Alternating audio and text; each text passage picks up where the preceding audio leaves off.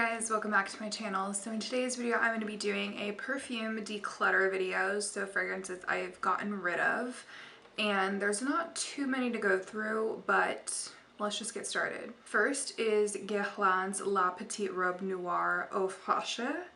Probably not saying that right, but I did look up the pronunciation and it's something like that. So, okay, this has notes of citrus and almond blossom, sour cherry, roses, raspberry, strawberry, peach. It has pistachio and almond and tonka bean and patchouli. And this is mostly my fault for not understanding what an eau fraiche is. It is a low concentration of perfume oil in the fragrance. It's supposed to be very watery, very perfect for summer. It's not supposed to be a strong fragrance whatsoever. It's less perfume oil than an EDT. So, you know, I did not know that going into it. However, I still feel like it should smell like a combination of all the notes, and I was just getting citrus from this. Like, yes, maybe, well, there's definitely some florals. It wasn't completely like lemon water, but it was a citrus floral, and those are the top accords. But people talked about this as if you can smell all those fruity, nutty components, and I really could not.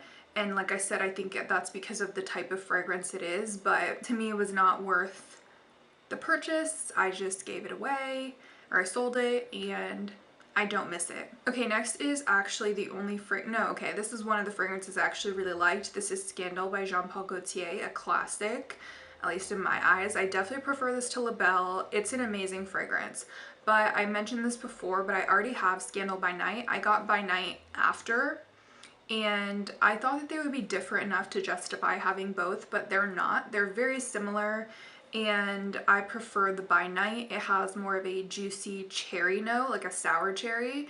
And I'll say, on first spray of By Night, I did not F with it. I thought it smelled like cough syrup. It was just really weird on paper and when I first smelled it. But on my skin, this is super sexy. It's just, it takes Scandal to the next level, and I definitely prefer it. But Scandal is amazing. You know, it has a blood orange note, this syrupy, like delectable honey as usual, florals, beeswax, which is very much present. And so, you know, funny story, I didn't like Scandal at first. I thought it smelled like honeysuckle, and that was at the beginning of my fragrance journey. It was one of the first designer fragrances I bought, and definitely a polarizing one. So at first I was like, ew, this is disgusting. I grew to love it. That's why I purchased the flanker, and then I ended up liking the flanker more. And I noticed, like, honestly, you guys, it did not occur to me to declutter it, but I noticed it just sitting in my collection, and every time I wanted to smell like honey, I would just go for Scandal by Night. And I was like, oh my gosh, this is really just sitting there. And I know a lot of people would want to probably buy Scandal off of me for a discounted price, so I just ended up selling it. Next is Penrose Secret Genius. I think I came across this on Fragrantica, or maybe I saw a picture of it, and I looked at the notes and I was like, amazing. It's just a straightforward gourmand, like it's gonna be great. It has caramel, white chocolate, vanilla, sandalwood, and cedar. I love all of those notes, and I thought that it would be more complex.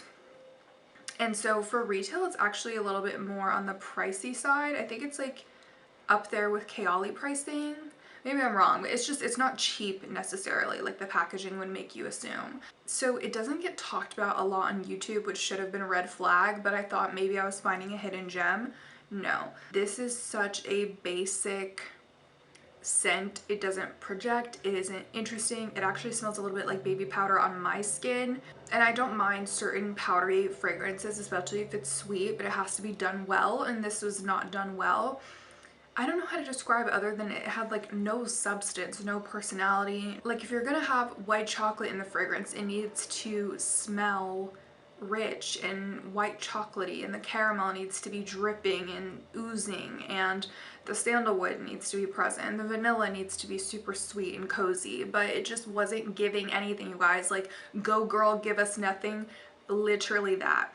So I was so disappointed with it, and I just ended up giving it to my mom, which I know that sounds bad that I just gave her a fragrance that I thought was so basic, but you know, if she doesn't like it, she doesn't have to wear it. And if she does like it, then perfect. Then she's gonna have something that didn't work for me that she can use. But yeah, I wasn't trying to do her dirty. I don't think it smells disgusting. It just wasn't giving for me. Okay, next is actually Kayali's Deja Vu White Flower 57. 57 reformulations.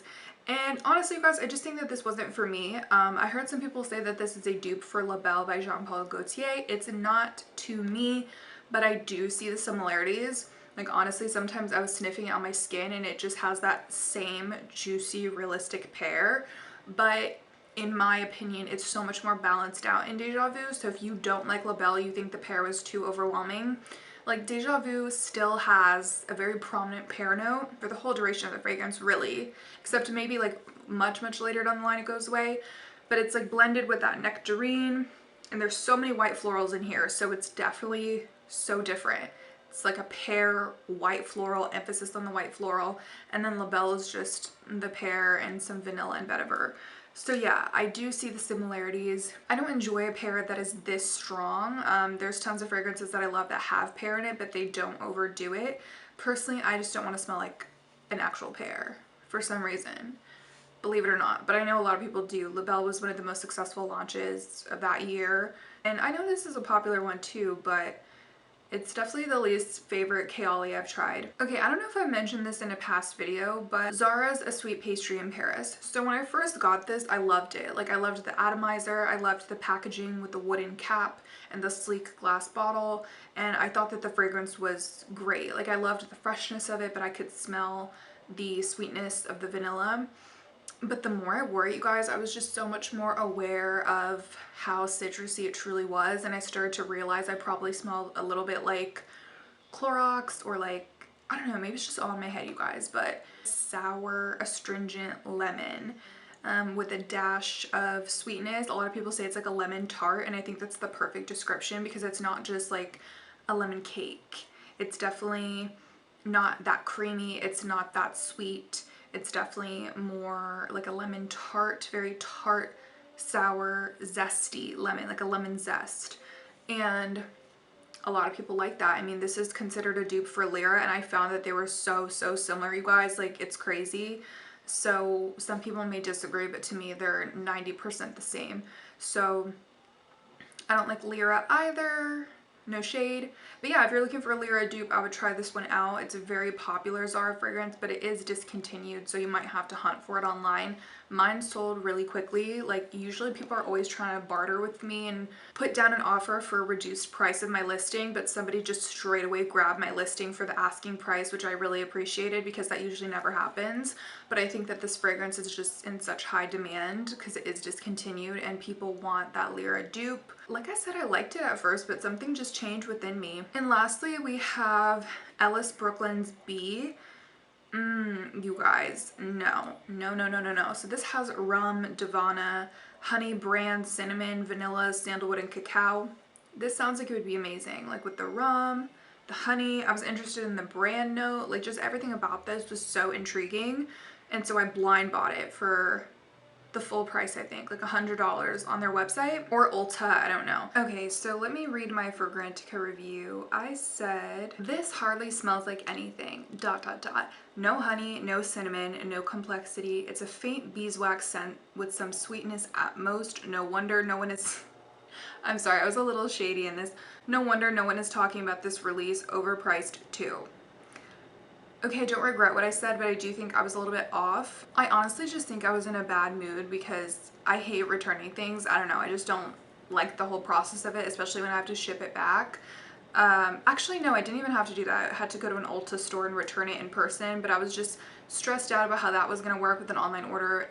It was fine. I'm dramatic, you guys. But I don't like returning things, so I was kind of annoyed when I was writing this review. It's just not, okay, there is some honey in it. Like, I don't know why I said that.